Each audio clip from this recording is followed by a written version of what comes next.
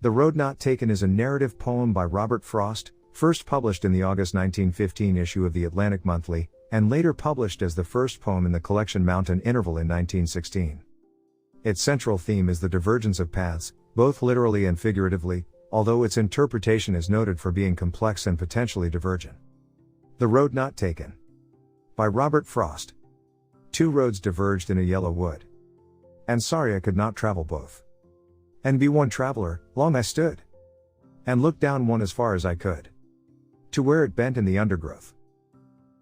Then took the other, as just as fair. And having perhaps the better claim.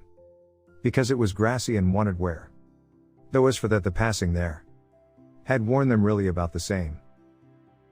And both that morning equally lay. In leaves no step had trodden black. Oh, I kept the first for another day. Yet knowing how way leads on to way. I doubted if I should ever come back. I shall be telling this with a sigh. Somewhere ages and ages hence. Two roads diverged in a wood, and I took the one less traveled by. And that has made all the difference. Thank you for watching. Don't forget to subscribe for more poetry videos. Visit EnglishWizardOnline.com for more English resources.